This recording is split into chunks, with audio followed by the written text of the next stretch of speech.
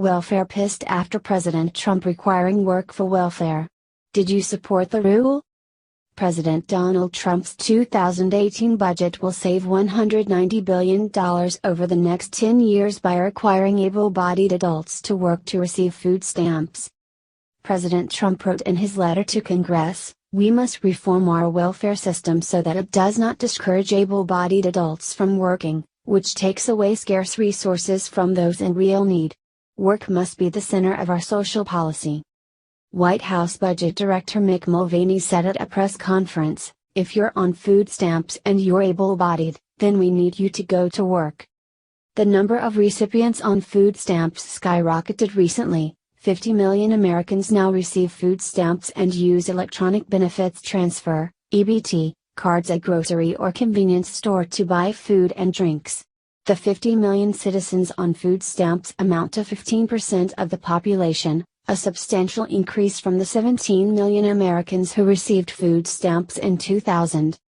Food stamps, officially known as the Supplemental Nutrition Assistance Program, SNAP, cost taxpayers more than $83 billion a year.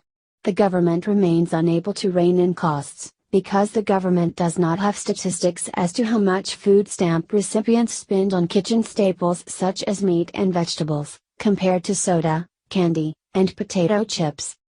A 2011 study confirmed that food stamp recipients spend more money on candy compared to any other food item.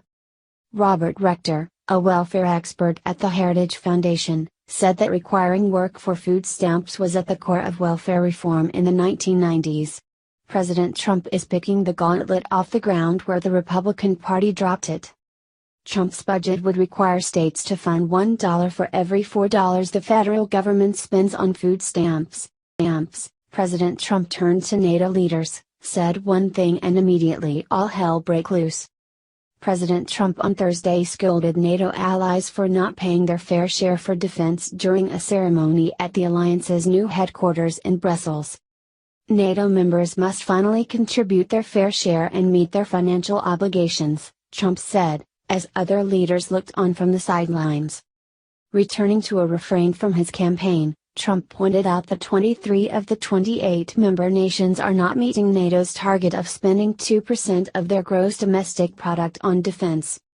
This is not fair to the people and taxpayers of the United States, and many of these nations owe massive amounts of money from past years, and not paying in those past years, Trump said.